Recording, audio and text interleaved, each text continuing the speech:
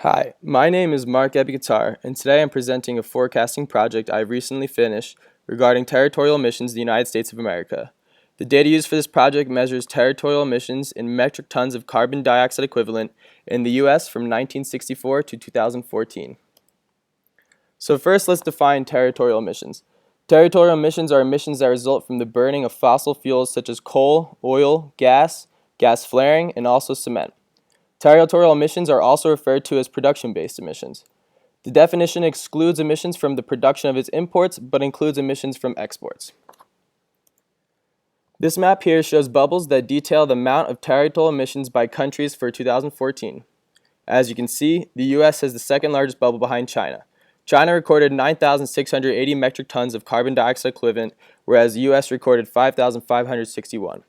Countries that follow are India, Russia, and Japan. This data is extremely important for many different reasons.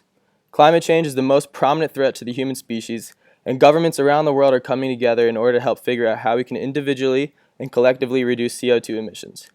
Many companies around the world are looking to go green for many reasons: to help protect our Earth, a staple of their corporate social responsibility and public relations, make for a healthier workplace, receive tax benefits, and reduce their costs.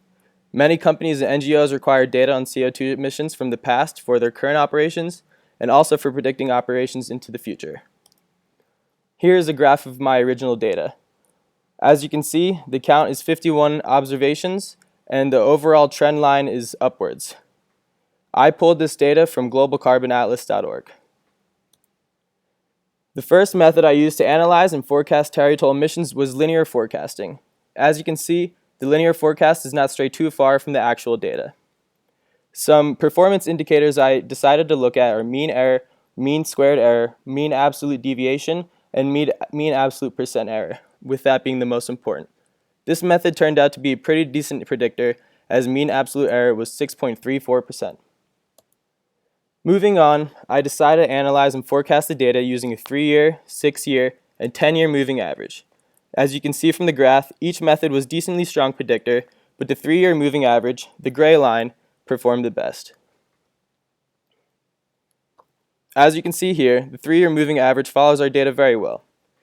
The mean error is 129.39, mean squared error is a little over 57,000, mean absolute deviation is a little over 193, and mean absolute percent error is 3.85%. With the 3.85% mean absolute percent error, this method is a strong method to be used for forecasting the data. Moving on, I then decided to use exponential smoothing of 0.1, 0.3, and 0.5. Here on the graph, you can see how each performed in forecasting emissions, and as you can see, the blue line of exponential smoothing of 0.5 performed the best. This allows you to better visualize how exponential smoothing of 0.5 performed against territorial emissions. It had a mean error of a little over 81, a mean squared error of 15,276, mean absolute deviation of 107, and mean absolute percent error of 2.19%. With the mean absolute percent error of 2.19%, this method was the best performing method for forecasting territorial emissions. In conclusion, all the techniques I used to forecast emissions were successful, and none of them were not successful. Mean absolute percent error for all techniques showed strong results, and each technique performed better and better. Mean absolute percent error for linear forecasting was 6.34%, 3.85% for the 3-year moving average, and 2.19% for exponential smoothing of 0.5. The 3-year moving average performed better than its peers, the 6-year and the 10-year moving averages.